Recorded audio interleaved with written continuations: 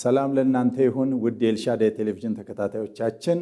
ይህ በኮልፌ ቃለ ሕይወት ቤተክርስቲያንና በኤልሻዳይ ቴሌቪዥን በሰኞ የሚቀርብላችሁ የምሽት ፕሮግራማችን ነው። በተከታታይ ጊዜያት በፊልጵስዩስ መጽሐፍ ላይ ትኩረት ያደረገ መልእክትን እያቀረብን የምንገኝበት ክፍለ ጊዜያችን ሲሆን በዚህ አገልግሎት ላይ የማገለግላችሁ እኔ መጋቢ ሚሊዮን ጉደታ ከኮልፌ ቃለ ሕይወት ቤተክርስቲያን ነኝ። እንግዲህ ዛሬም ደግሞ እግዚአብሔር ሌላ እድል ሰጥቶን በፊቱ እንድንገኝ አድርጎናል። እንደምታስታውሱት ባለፉት ሳምንታት እንዳሳለፍነው በመታዘዝ ህይወት በጨለማው ዓለም ላይ እንደ ከዋክብት እያበሩ መኖር በሚል ርዕስ ተነጋግረን በዛ ላይ በተለይ በፊልጵስዩስ ምዕራፍ 2 ላይ ይህንን መልእክት ተነጋግረን ከ12 እስከ 18 ባለው ክፍል ላይ ተነጋግረን እግዚአብሔር በዛ ብዙ እንደጠቀመንና አንዳንዶቻችሁም ደግሞ አስተያየቶቻችሁን እንደላካችሁልን ተመልክቻለሁ። እግዚአብሔር ይባርካችሁ ማለት ፈልጋለሁ። እንደዚሁ ደግሞ ዛሬ በቀጣይ ፊልጵስዩስ ምዕራፍ 3 ላይ ባለው መልእክት በተለይ ደግሞ ሐዋርያው ቅዱስ ጳውሎስ ይህንን መልእክት በሚጽፍበት ጊዜ ለቅዱሳኑ ይህንን ምክር ሲያስተላልፍ በተለይ በስጋ ስላለመታመን የተናገረበትን ዋና ሐሳብ የምንመለከትበት ክፍል ይሆንልናል። በተለይ ዛሬ በፊልጵስዩስ ምዕራፍ 3 ከቁጥር 1 እስከ 11 ድረስ ባለው ክፍል ላይ የምንነጋገር ይሆናል።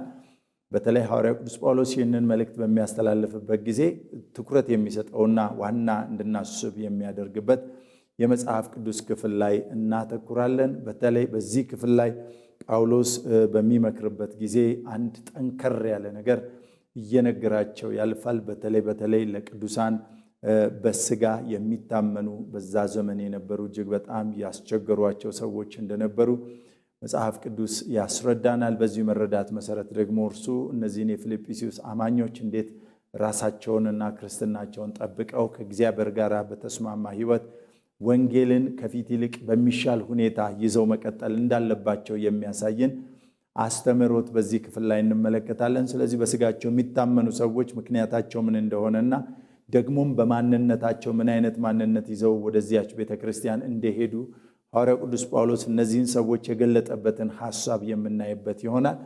ከዚያም ደግሞ የራሱን ማንነትና ታሪክ ከዛም በመጨረሻ ሊያደርገው የተዘጋጀለትን በስጋ አለመታመን ማለት ምን ማለት እንደሆነና በእግዚአብሔር መንፈስ በመታመን ወደሚገኝ ደስታና በረከት እንዴት መግባት እንዳለባቸው የሚያመለክተውን ጥብቅ መልእክት ዛሬ እንሰማለን።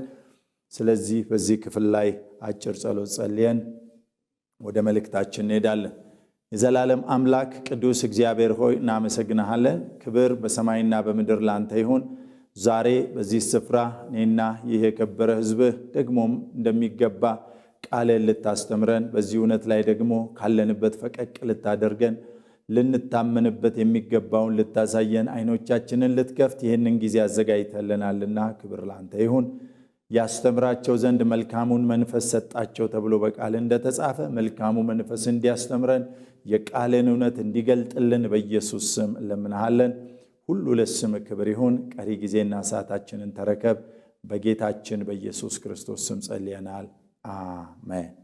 እንግዲህ በዚህ ዛሬ በተመለከትነው ክፍል ላይ እንዲህ የሚል መልእክት እናገኛለን።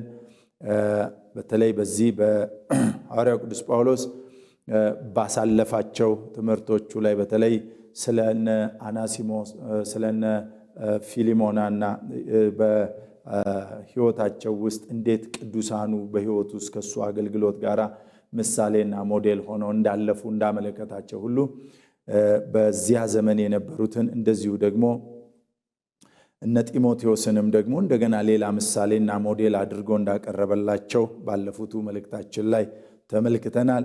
በፊልጵስዩስ ቤተክርስቲያን ላይ በተለይ ደግሞ አፍሮዲጡ የተባለው ሰው በሕይወታቸው ውስጥ ትልቁን ስራ የሰራ ሐዋርያው ቅዱስ ጳውሎስ በነበረው አገልግሎት ላይ ከእርሱ ጋር አብሮ ሲተጋ የነበረ አፍሮዲጡና አናሲሞስ ለፊሊሞናና ለፊሊሞና በጻፈለት መልእክት ላይ አናሲሞስን በእስር ቤት አግኝቶ ልክ እንደ ወዳጁ ደግሞም የሱ ባለ ዕዳ አድርጎ ሞዴል አድርጎ እግዚአብሔር የሰራው ልጅ እንደሆነና ፊሊሞና ሊቀበለው እንደሚገባ እንደላከለት ሁሉ ልክ እንዲሁ ደግሞ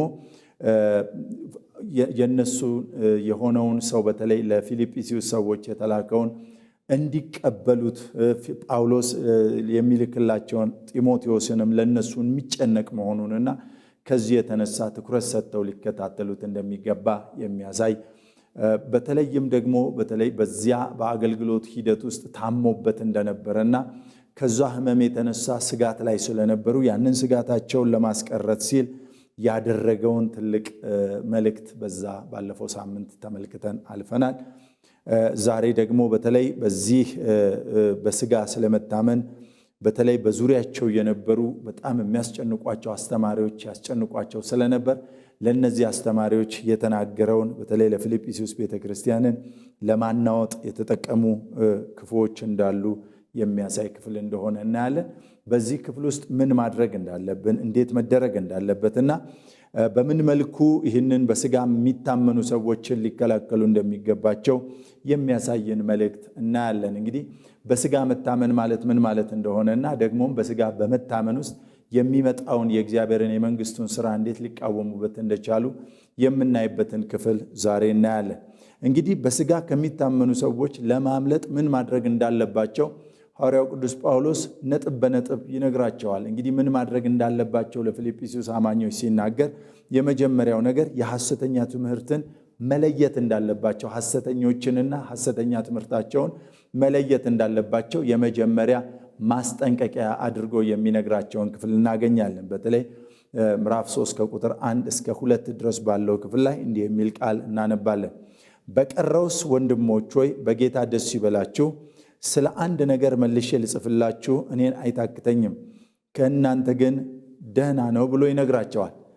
ከውሾች ተጠበቁ፣ ከክፉ ሰራተኞችም ተጠበቁ፣ ከሐሰተኛ መገረዝም ተጠበቁ ብሎ በምን አይነት መልኩ ሊጠነቀቁ እንደሚገባቸው የሚያሳይበትን ክፍል ማየት እንችላለን። እንግዲህ እዚህ ጋር የምናየው ሁለት ዋና ነገርን እናያለን። አንደኛ የሐሰተኛ አስተማሪዎች ማንነት ምን እንደሆነ ይነግራቸዋል። ሁለተኛ የሐሰቱ ትምህርታቸው ደግሞ ምን እንደሚመስል በዚህ ክፍል ላይ በዝርዝር ያስቀምጥላቸዋል። ሐዋርያው ቅዱስ ጳውሎስ ሐሰተኛ ትምህርትንና ሐሰተኞችን በመለየት እንዴት መመላለስ እንዳለባቸው በቁጥር 1 እና 2 ላይ ሲነግራቸው የሚነግራቸው የመልእክቱ ሐሳብ አንደኛ ይህንን የምጽፍላችሁን ነገር ስጽፍላችሁ እኔን አይታክተኝም ይላል። ምክንያቱም እናንተን የመጠበቅ አደራና ኃላፊነት አለብኝ። ምንም እንኳ እኔ በእስር ቤት ያለው ብሆንም በእስር በነበርኩበት ጊዜ እያሳለፍኩ ያለሁት ሊገጥማችሁ የሚችለውን ችግር በመንፈስ እረዳለሁ እያለ በሚረዳው መረዳት ልክ ለእነዚህ ሰዎች ሲተጋላቸው እናያለን። እንግዲህ ይህንን መልእክት ሲጽፍላቸው እኔን ሊያደክምህ ይችላል ብላችሁ ልታስቡ ትችላላችሁ። ግድ የለም እኔ ብደክም ይሻላል፣ ለእናንተ ግን ጠቃሚና አስፈላጊ ነው ይላቸዋል። ከዚህ የተነሳ እነዚህን የሐሰት አስተማሪዎች ምን ይላቸዋል? ውሾች ናቸው ይላቸዋል። ውሾች ናቸው ሲል በማንነታቸው ውሻ ናቸው ማለቱ ሳይሆን የውሻን ባህሪ ይዘው የሚንቀሳቀሱ እንደሆኑ በዚህ ታሪክ ውስጥ መመልከት እንችላለን። በዚህ መልእክት ውስጥ ሐዋርያው ቅዱስ ጳውሎስ ለፊልጵስዩስ አማኞች የውሻ ባህሪ ብዙ ጊዜ የሚያሳየው ተናካሽነትን፣ ክፋትን፣ በተለይም ደግሞ ለስላሳነትን የሚያሳይ ነው። ውሻ ብዙ ጊዜ ለማዳ ነው፣ ተላምዶ ይሄዳል። ከዛ በኋላ ነው የሚናከሰው እና ከዚህ የተነሳ እንዴት ተለሳልሰው እንደሚገቡና የሐሰት ትምህርታቸውንም ደግሞ እንዴት ሊከቱ እንደሚችሉ ለማስጠንቀቅ ሲል ሐዋርያው ቅዱስ ጳውሎስ እንደጻፈላቸው በዚህ ክፍል እናያለን። እነዚህ ክፉ አገልጋዮች ብሎ የሚላቸው ሰራተኞችም ናቸው ይላቸዋል። እነዚህ ክፉዎችም ሰራተኞችን ተጠበቁ ይላቸዋል።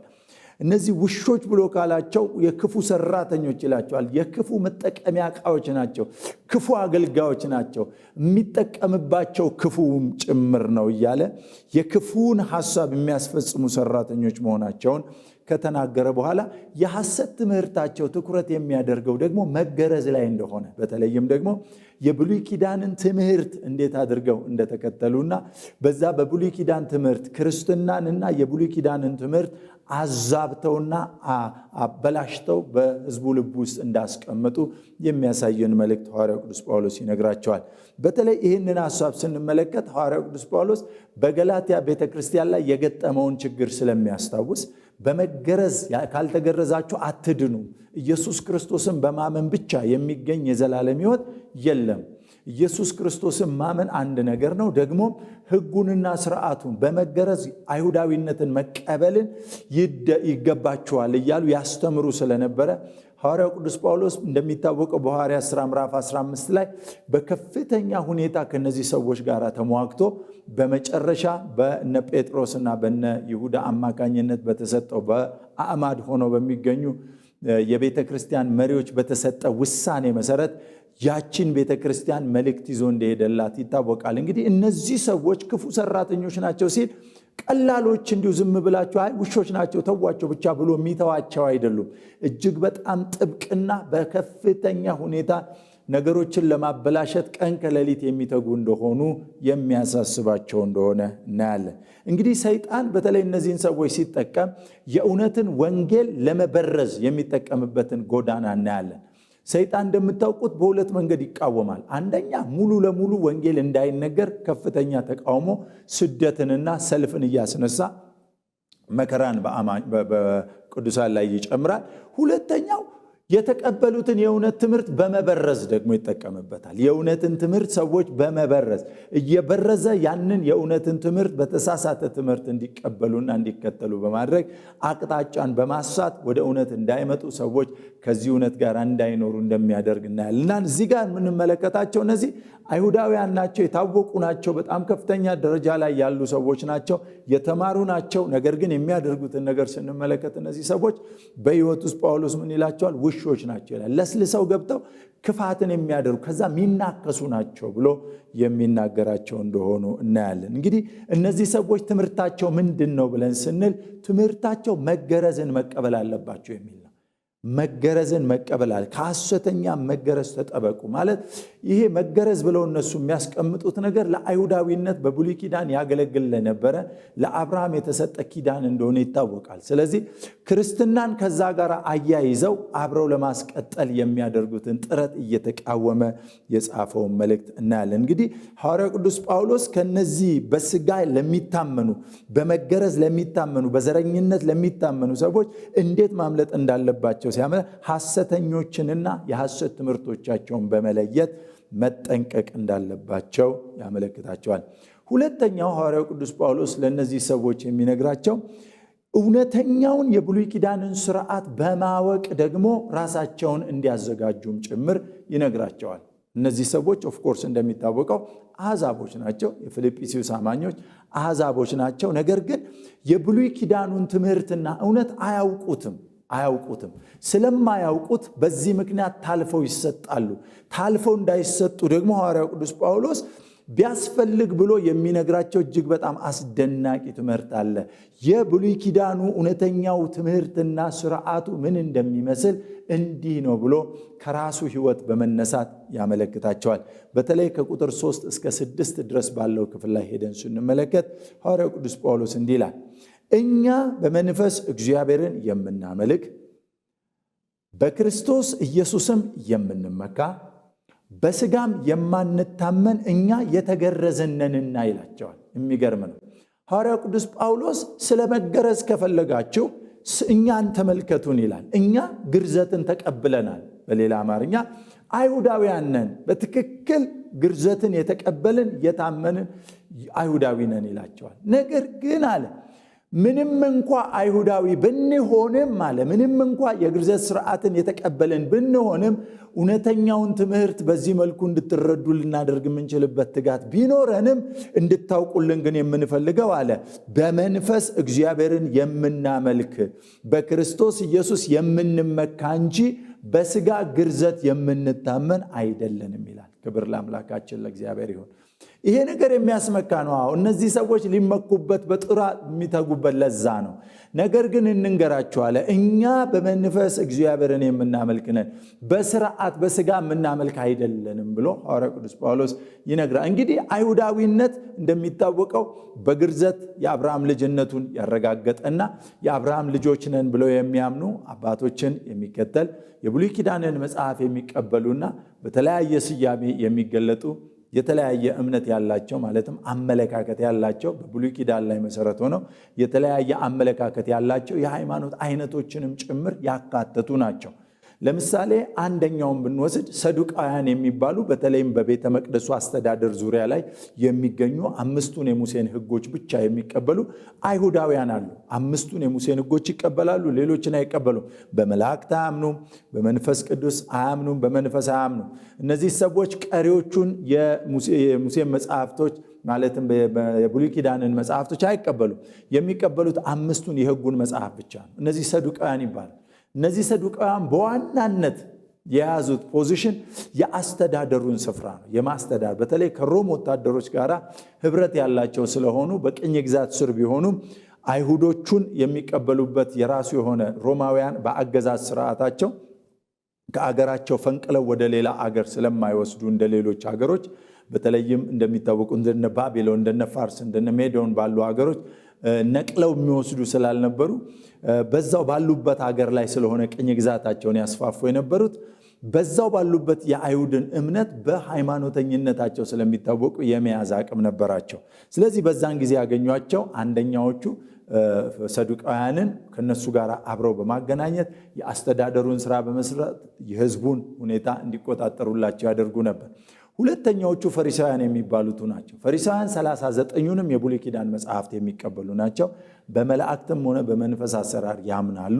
ነገር ግን በጣም የሚገርመው ነገር የእስራኤልን መንፈሳዊ ስርዓት በተለይም ከሕጉ አንጻር 5ቱን የሙሴ መጽሐፍም እንደዚሁም ቀሪዎቹን የብሉይ ኪዳን መጽሐፍቶች በሙሉ በመከተል በከፍተኛ ሁኔታ ህዝቡን በማስተማር ደረጃ ትልቅ ሚና የሚጫወቱ የእምነት ተቋማት ናቸው። እነዚህ ራሳቸውን የቻሉ ግሩፖች ናቸው። እነዛ ሰዱቃውያን የራሳቸው ግሩፖች ናቸው።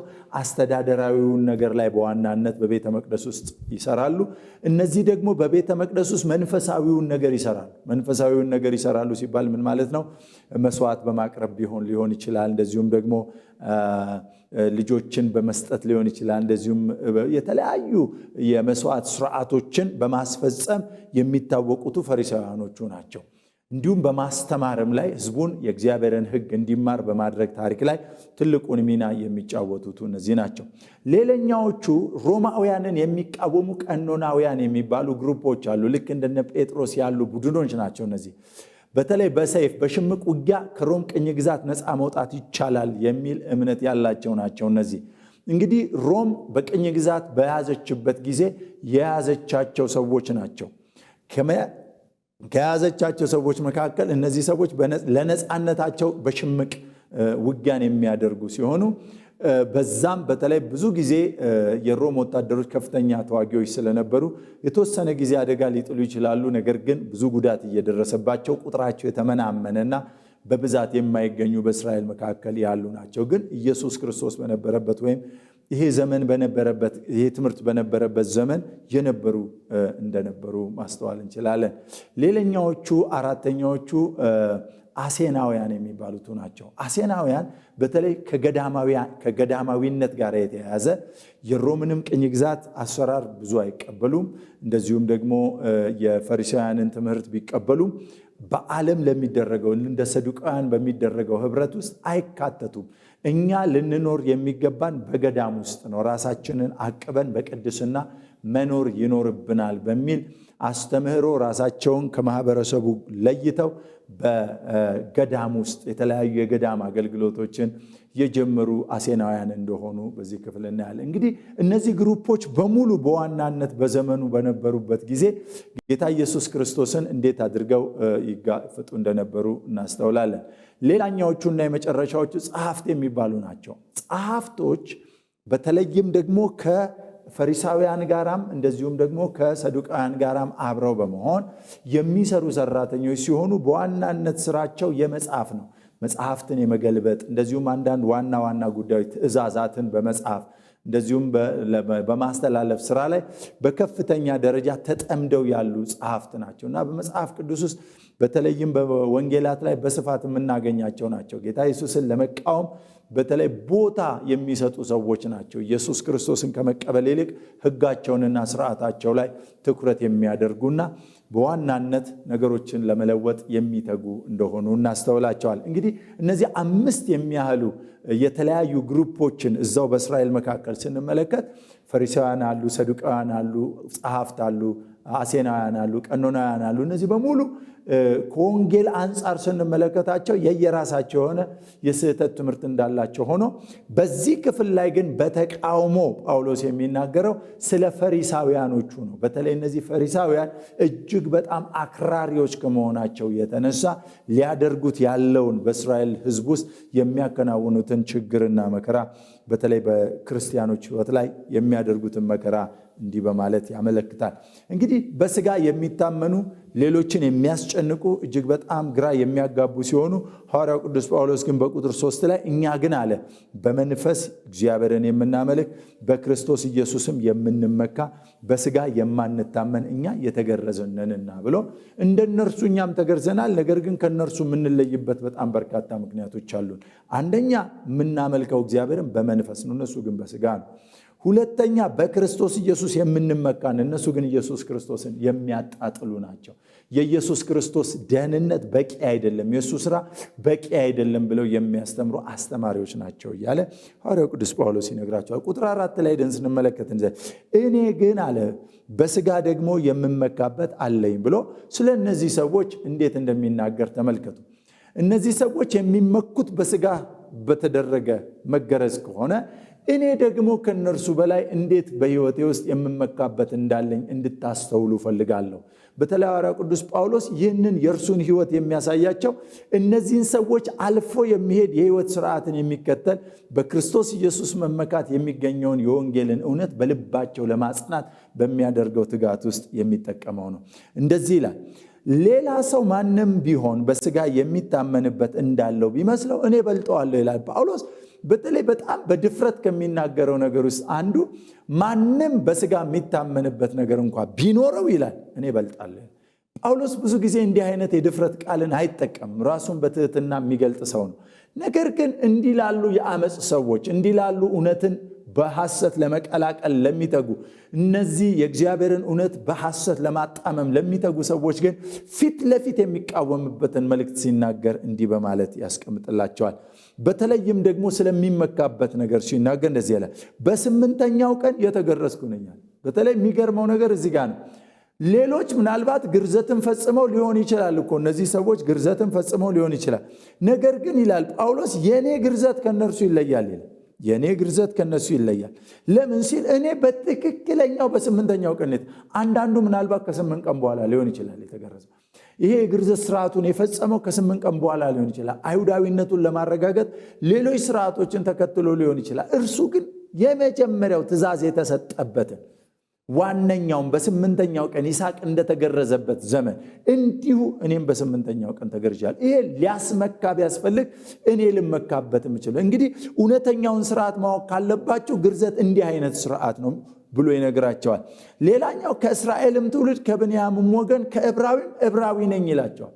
በተለይ እንደ አይሁዳዊነት ልናገር ብዬ ካሰብኩኝ እውነተኛ ዕብራዊ እኔ ነኝ፣ እውነተኛ አይሁዳዊ እኔ ነኝ ይላል። ምንም እንኳ በዚህ ጊዜ ይህንን መልእክት በሚናገርበት ሰዓት ላይ እነዚህም ሰዎች ዕብራውያን ቢሆኑ ከነሱ በላይ ብርቱ ዕብራዊ እንደሆነ፣ በተለይም ከብንያም ወገን የሆነ ከሳኦል ከንጉሥ ቤተሰብ እንደሆነ፣ ደግሞም ተዋጊ እንደሆነ፣ በተለይ የብንያም ነገድ በውጊያ የታወቁ ናቸው። በእስራኤል በጦርነት ሂደት ውስጥ የታወቁ ናቸው። አዘሴም እንደዚሁም ደግሞ በንግስና ታሪክ ውስጥ የተካተቱ የመጀመሪያው ንጉሥ የሳኦል ቤተሰብ ነኝ እያለ ይናገራል። ቀጥሎ እንደዚህ ይላል ሐዋርያው ቅዱስ ጳውሎስ ስለ ሕግ ብትጠይቁኝ ፈሪሳዊ ነበርኩ አለ። በጣም የሚገርመኝ ነገር ነው ይሄ። ፈሪሳውያን ምን ያህል ለሕጉ ጠንቃቆች እንደሆኑ፣ ሕጉን ለማስፈጸምም ሆነ ለመፈጸም ቀን ከሌሊት እንቅልፍ እንደማይተኙና እጅግ በጣም እንደሚሞግቱ፣ አሁን የገጠመው አይነት ችግር ማለት ነው። ሕጉ መከበር አለበት የሚሉ ናቸው። አዎ እነሱ እንዲህ ቢሆኑባችሁ እኔ ደግሞ በዚህ ጉዳይ ላይ እበልጣለሁ እያለ ሐዋርያው ቅዱስ ጳውሎስ ይነግራቸዋል። ያ ብቻ አይደለም። ቁጥር 6 ላይ እንደዚህ ይላል፣ ስለ ቅንዓት ብትጠይቁኝ ቤተ ክርስቲያንን አሳዳጅ ነበርኩ። በጣም የሚገርም ነገር ነው። ስለ ቅንዓት ብትጠይቁኝ ቤተ ክርስቲያንን አሳዳጅ ነበርኩኝ። ምናልባት እነዚህ ሰዎች ለሕጉ ቀንተው ሊሆን ይችላል። ዛሬ ትምህርት ወደ እናንተ ይዘውላችሁ የመጡት። እኔ ግን ልንገራችሁ፣ እኔ ከቅንዓቴ ብዛት የተነሳ ትምህርት አልነበረም ይዤ የሚሄደው ቤተክርስቲያንን ራሷ። እነዚህ ቤተክርስቲያኖች ሾልከው ገብተው ነው የእውነትን ትምህርት እያጣመሙ እየሰሩ። እኔ ግን እስከ መጨረሻው አሳድር ነበር፣ ብዙዎችን ወደ እስር፣ ብዙዎችን ለሞት። እንደምታስታውሱት በሐዋርያት ሥራ ምዕራፍ 7 ላይ እስጢፋኖስም በማስወገርና በማስገደል ሂደት ላይ ሐዋርያው ቅዱስ ጳውሎስ የወጋሪዎችን ልብስ ይዞ በሉት እያለ ያዝ የነበረ ሰው እንደነበር በዚህ ክፍል ውስጥ ማየት እንችላለን። ሌላኛው የመጨረሻው የሚናገረው በሕግ ስለሚገኝ ጽድቅ ብትጠይቁኝ አለ ሐዋርያው ቅዱስ ጳውሎስ፣ ያለ ነቀፋ ነበር። ይህ በጣም አስደናቂ መልእክት ነው ወንድሞቼ፣ እጅግ በጣም አስገራሚ መልእክት ነው። ሐዋርያው ቅዱስ ጳውሎስ እነዚህን የፊልጵስዩስ አማኞች እውነተኛውን የብሉይ ኪዳን ስርዓት ምን እንደሚመስል እያሳያቸው ያለበት ክፍል እንደሆነ እናያለን። ኢቭን እነዛኛዎቹ እንኳን የሚመኩበት ነገር ቢኖራቸው እኔ በልጣለሁ፣ ትምክት ካስፈለገ እነዚህን ልዘረዝርላችሁ እችላለሁ እያለ ሐዋርያው ቅዱስ ጳውሎስ አንደኛ በ8ኛው ቀን መገረዙ ከእስራኤል ትውልድ መሆኑን፣ የብንያም ወገን መሆኑን፣ ዕብራዊ መሆኑን፣ በሕግ ጉዳይ ላይ ፈሪሳዊ እንደሆነ፣ እንደዚሁም ስለ ቅናት ቤተክርስቲያንን ያሳደደ እንደሆነና በጽድቅ የሚገኝ በሕግ የሚገኝን ጽድቅ በተመለከተ ቢሆን ያለ ነቀፋ በስነ ስርዓት ሁሉን በትክክል ፈጽሜ ያለፍኩ መሆኔን እንድታውቁ ፈልጋለሁ። ምንድነው ጳውሎስ እዚህ ጋር ለነዚህ ሰዎች እየነገረ ያለው? የነዛን ሰዎች ነገር እንዳያከብዱት ለማሳየት የተጠቀመበት መልእክት ነው። እንግዲህ ተመልከቱ፣ እነዚህ ሰዎች በዚህ ይመካሉ፣ በስጋ በሆነው ነገር ይመካሉ። እንግዲህ ላሳያቸው አላቸው። የሚመኩበት ነገር እኔ ጋር ከነሱ በላይ አለ። ስለዚህ እኔ ካልተመካውበት እነሱ መመካታቸው ያን ያህል ቁም ነገር እንዳልሆነ አስተውሉ እያለ ሐዋርያው ቅዱስ ጳውሎስ የእውነተኛውን ስርዓት መልክ እያሳየ ያመለክታቸዋል። በሶስተኛ ደረጃ ሐዋርያው ቅዱስ ጳውሎስ የሕግን ጽድቅ ሳይሆን በክርስቶስ የሆነውን ጽድቅ ማግኘት ምን ማለት እንደሆነ ይህንን መልእክት ያመለክታቸዋል። በተለይ በስጋ የማይታመን በስጋው የማይመካ ሰው በሕግ የሚገኘውን ጽድቅ ሳይሆን በክርስቶስ የሚገኘውን ጽድቅ ለማግኘት የሚተጋ ነው የሚል መልእክትን ሐዋርያው ቅዱስ ጳውሎስ ያስተላልፍላቸዋል። እንግዲህ ተመልከቱ፣ በዚህ ክፍል ላይ ጳውሎስ በሚናገርበት ጊዜ ያለፈውን የሕይወት ታሪኩን ካመለከታቸው፣ ካሳያቸው፣ ከነገራቸው በኋላ ወደ መልእክቱ ሲሄድ እንዲህ አላቸው። ከቁጥር 7 እስከ 9 ድረስ ባለው ክፍል ላይ እንዲህ ብሎ ይነግራቸዋል። ነገር ግን ለእኔ ረብ የነበረውን ሁሉ ስለ ክርስቶስ እንደ ጉዳት ቆጥሬዋለሁ። ረብ የሚለው ምኑ ነው? ጥቅም ማለት ነው። ረብ ማለት ጥቅም ማለት ነው። ማትረፊያ የሆነኝን ማለቱ ነው። ቅድም የዘረዘራቸውን በ8ኛው ቀን መወለዱን፣ መገረዙን፣ እንደዚሁም ደግሞ ዕብራዊ መሆኑን፣ ያውም ደግሞ ከብንያም ነገድ እንደነበረ፣ ደግሞም ስለ ሕግ በሚገኝ ጽድቅ ብትጠየቅ ያለ ነቀፋ እንደሆነ ሐዋርያው ቅዱስ ጳውሎስ የሚዘረዝራቸውን እነዚህን ነገሮች በሙሉ አመልክቶ እነዚህ ቢያስፈልግ ለእኔ እኮ ረብን የሚያመጡልኝ ጥቅምን የሚሰጡኝ ነበሩ። ነገር ግን አለ ስለ ክርስቶስ አለ፣ ሃሌሉያ፣ ስለ ክርስቶስ እንደ ጉዳት ቆጥሬያቸዋለሁ አለ። ስለ ክርስቶስ ለምን? በሕግ ከሚገኘው ጽድቅ ይልቅ በክርስቶስ የሚገኘው ጽድቅ ፐርፌክት ነው፣ በእግዚአብሔር ዘንድ ተቀባይነት ያለው ነው። ምንም እንኳ ሰው ሕግን ፈጽሞ ማድረግ እንደማይችል ስለሚያውቅ በክርስቶስ የሚገኘውን ጽድቅ ደግሞ ፐርፌክት እንደሆነ ለማሳየት የተጠቀመበት እንደሆነ በዚህ ክፍል ላይ እናያለን። ቁጥር 8 እና 9 እንደዚህ ያለ፣ አዎ አለ፣ በእውነት ከሁሉ ይልቅ ስለሚበልጥ ስለ ክርስቶስ ኢየሱስ ስለ ጌታዬ ዕውቀት ነገር ሁሉ ጉዳትን እንዲሆን እቆጥራለሁ። በተለይ ሐዋርያው ቅዱስ ጳውሎስ በዚህ ክፍል ላይ ሲናገር በእውነት ልብ የሚያሳርፍ መልእክት ነው የሚነግራቸው። የሚመኩበት ነገር ካላቸው የትምክት ጉዳይ ከሆነ እኔ እበልጣለሁ አለና፣ ነገር ግን እኔ ይህንን እንደ ትምክት አልጠቀምበትም፣ እንደ ትምክት አልቆጥረውም አለ። እኔ ልቆጥር የምችለው አንድ ወሳኝ ነገር ቢኖር እንዲህ ነው አለ። አንደኛ ክርስቶስን፣ ሁለተኛ በክርስቶስ የሚገኝ ዕውቀት። ዋው! ስለ ክርስቶስ ኢየሱስ ስለ ጌታዬ ዕውቀት ነገር ሁሉን እንደ ጉዳት እቆጥራለሁ አለ። ኢየሱስ ክርስቶስን ስለ ማወቅ ነው እሱ የሚፈልገው። በክርስቶስ ኢየሱስ ስለሚገኝ በረከት ነው እሱ ማሰብ የሚፈልገው። ደግሞም የሚከተለው እሱ ነው። የፊልጵስዩስም አማኞች ልክ እንደዚሁ በሕግ የሚገኘውን ጽድቅማ ቢሆን ኖሮ እኛ ክርስቶስ አያስፈልገንም ነበር። ነገር ግን ያለ ክርስቶስ የሆነ ጽድቅ በሙሉ ከንቱና ድካም ነው። እነዚህ ይህንን ይዘው ሾልከው የገቡና የኢየሱስ ክርስቶስን ወንጌል እያጣጣሉ በክርስቶስ የሚገኘውን ጽድቅ እያኳሰሱ በሕግም የሚደረገውን ጽድቅ መከተል አለባችሁ የሚሏችሁ ውሾች ናቸው፣ ትምህርታቸውም የሐሰት ትምህርት ነው እያለ በጥብቅ ይነግራቸዋል። እንግዲህ ከዚህ በመቀጠል ሐዋርያው ቅዱስ ጳውሎስ የሚላቸው በክርስቶስ በማመን ያለውን ጽድቅ ማለትም በእምነት ከእግዚአብሔር ዘንድ ያለውን ጽድቅ እንጂ ከሕግ ለእኔ ያለውን ጽድቅ ሳይሆንልኝ በእርሱ እገኝ ዘንድ ሁሉን እንደ ጉድፍ እቆጥራለሁ። ሐዋርያው ቅዱስ ጳውሎስ ጽድቅ ትፈልጋላችሁ ይላቸዋል። እውነተኛው የብሉይ ኪዳን ስርዓት እንዲህ ነው አላቸው። በላይ በኩል አመል ከዛ መጣና ጽድቅን የምትፈልጉ ከሆነ በሕግ የሚገኝ ሳይሆን በክርስቶስ የሚገኝ ጽድቅ ነው። አሜን። ክብር ለኢየሱስ ይሁን። በክርስቶስ የሚገኘው ጽድቅና በሕግ የሚገኘው ጽድቅ ሁለት አይነት መልክ ነው ያለው። በሕግ የሚገኘው ጽድቅ በልፋት በጥረት በድካም ልፋትና ጥረት ድካም ደግሞ ከተጨመረበት የክርስቶስ ሥራ ምንም ጠቃሚ አይደለም ወደሚል አስተምህሮ የሚወስድ ነው። ነገር ግን የኢየሱስ ክርስቶስ የማዳን ሥራ እርሱ ፐርፌክት እንደሆነ ፍጹም እንደሆነ ንጹሕ እንደሆነ ለማሳየት ሐዋርያው ቅዱስ ጳውሎስ እንዲህ በማለት ያመለክታል። በጽድቅ የሚገኘው ከእግዚአብሔር ዘንድ የሚገኘው የጽድቅ ጽድቅ በእምነት በክርስቶስ ኢየሱስ በማመን የሚገኝ ጽድቅ ነው ብሎ ያመለክታል። እንግዲህ በክርስቶስ ኢየሱስ ማመን ማለት ምን ማለት ነው ብለን ስንል አንደኛ ኢየሱስ ክርስቶስ እርሱ ከሰማያት ሰማያት እንደወረደ ከቅድስት ድንግል ማርያም እንደተወለደ በዚህ ምድር ላይ 33 ዓመት እንደኖረ በዚህ ምድር ላይ ሲመላለስ ከቆየ በኋላ እንዳስተማረ ስለ ሰው ልጆች ኃጢአት ሲል እንደሞተ ከዚያም እንደተቀበረ እንደተነሳ ወደ ሰማይም እንዳረገና ተመልሶም እንደሚመጣ የሚታመን ይህ የክርስቶስ ኢየሱስ ሕይወት እርሱ የጽድቅ መንገድ ነው።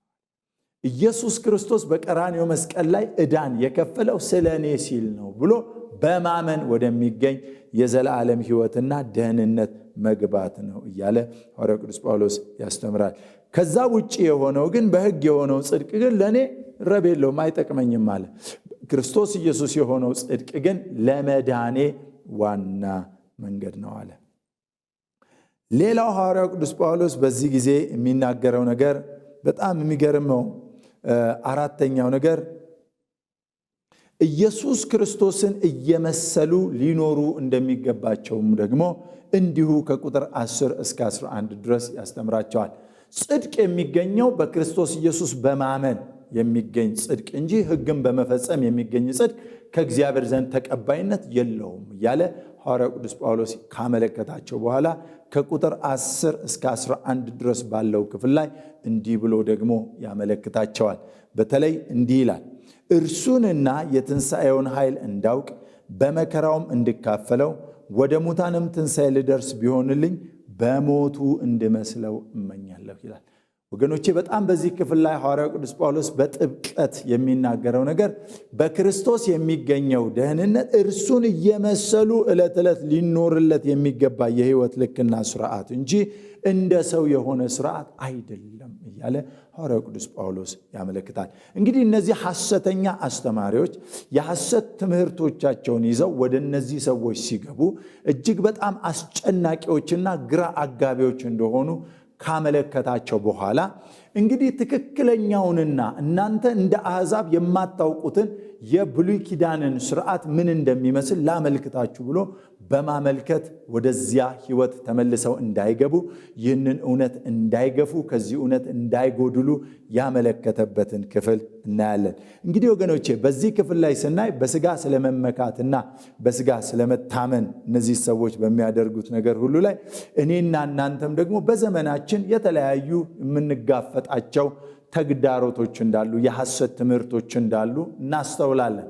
እንግዲህ ሐዋርያው ቅዱስ ጳውሎስ እሱ በእስር ቤት በነበረበት ጊዜ ይህንን መልእክት በሚጽፍበት ሰዓት ላይ በስጋ መታመን እጅግ በጣም አድካሚና አክሳሪ እንደሆነ እግዚአብሔርም ሊቀበለው የማይችለው የዘላለም ሕይወትን የማያስገኝ ስለሆነ በዚህ ጉዳይ ላይ እንዳትታመኑ በስጋ መታመን አይገባም እያለ አጥብቆ ከነገረ በኋላ ከዚያም በምን መጠንቀቅ እንዳለባቸው በእነዚህ 4 ነጥቦች ላይ ማየት ችለናል። የመጀመሪያው ሐሰተኛ ትምህርቶችን በመለየትና ሐሰተኞችን ራሳቸውን ሰዎቹን በማወቅ ራሳቸውን እንዲጠብቁና እንዲጠነቀቁ ያመለክታቸዋል። እንግዲህ ከኔና ከናንተ ህይወት አንፃር አድርገንም ስንወስደው ተመሳሳይ ነገር ነው።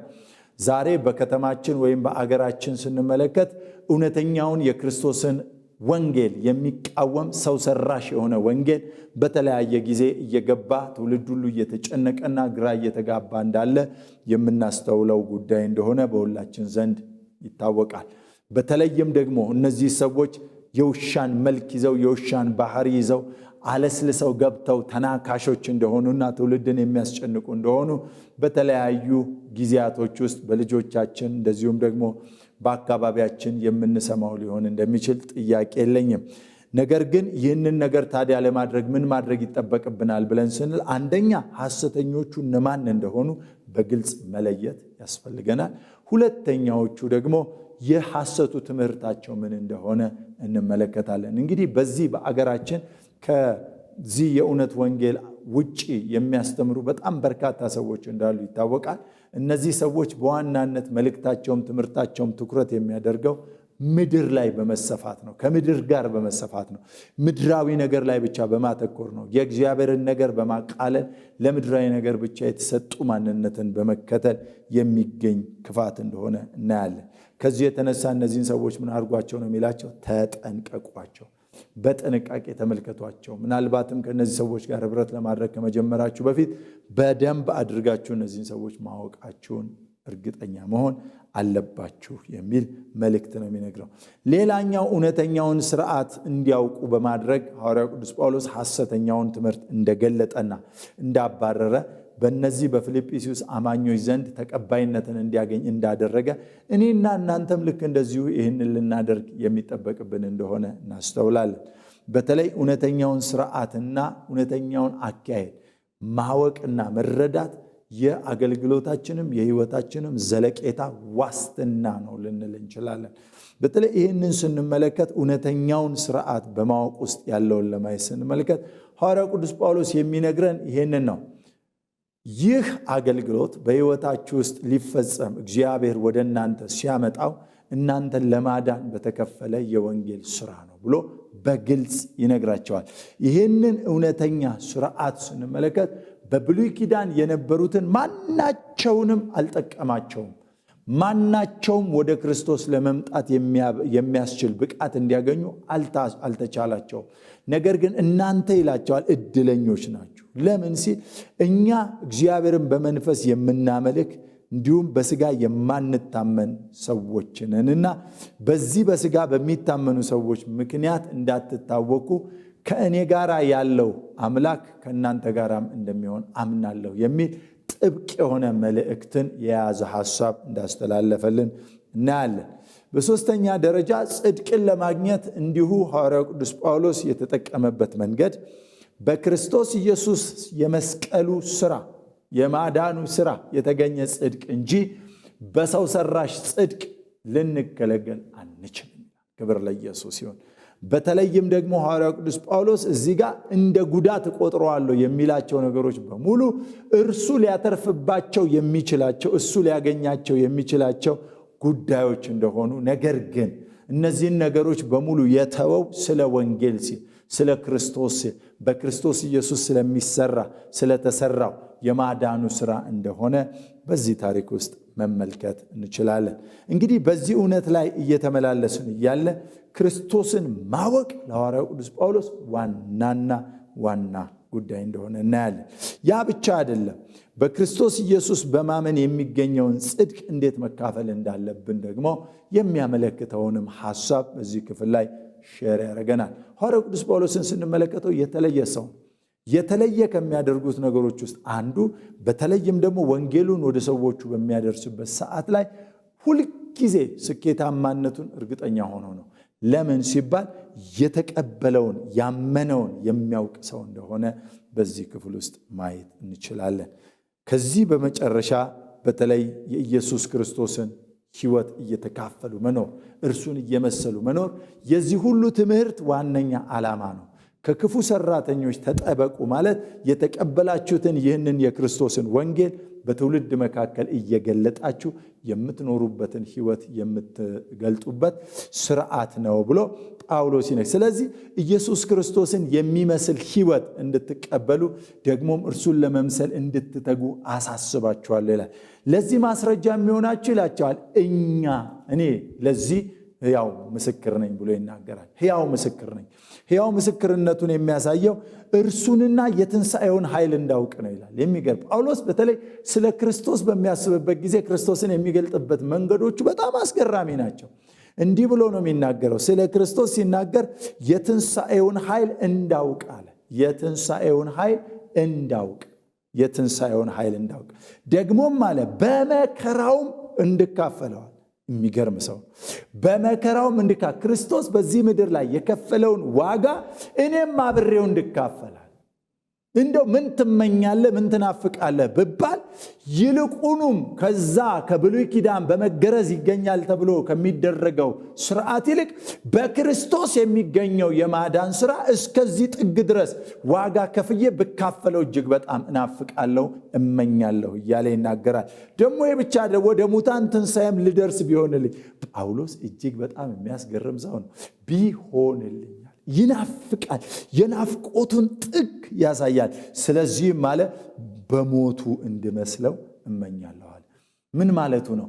በሞቱ ልክ እሱ እንደሞተ እኔም ደግሞ ለሰው ልጆች ሞቶ ሕይወቱን እንዳሳየ እኔም ደግሞ ስለ ወንጌል እኔም ደግሞ ስለተቀበልኩት እውነት እኔም ደግሞ ስላመንኩት ስለተቀበልኩት በክርስቶስ ኢየሱስ ስለሆነው ጽድቅ እስከ ሞት ድረስ እንኳ ብሄድ ግድ አይለኝም።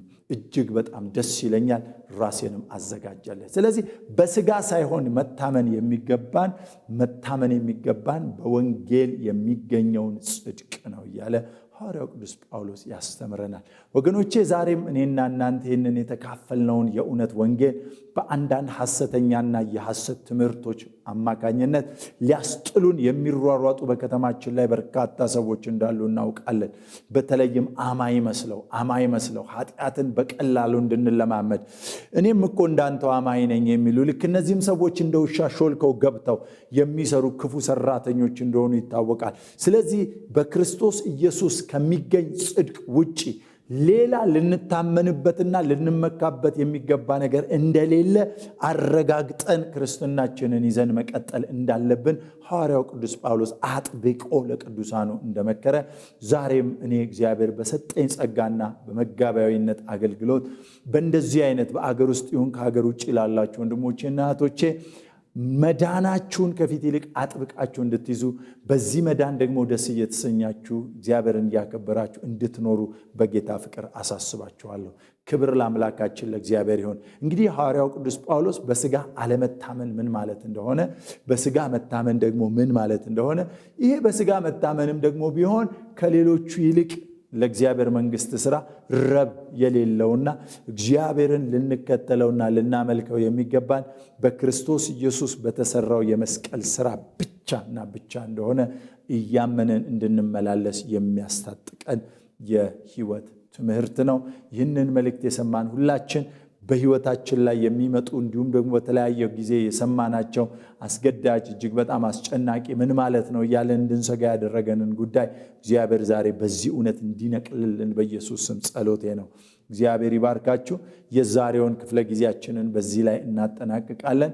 በተለይም ደግሞ በዚህ ሳምንት በምናደርገው አገልግሎታችን በስጋ ባለመታመን ይልቁንም በክርስቶስ ኢየሱስ በሚገኘው የጽድቅ መንገድ በመታመን ወደሚገኝ መዳን መግባት እንዲሆንልን በጌታ ፍቅር እለምናችኋለሁ። ይህንን እውነት በልባችን ላይ እንዲያጸና አጭር ጸሎት ጸልየን እንጨርሳለን። የዘላለም አምላክ ቅዱስ እግዚአብሔር ሆይ እናመሰግንሃለን። ስለሰጠን ስለዚህ ውድ ቀን፣ ስለሰጠን ስለዚህ ድንቅ ሰዓት ክብር ላንተ ይሁን።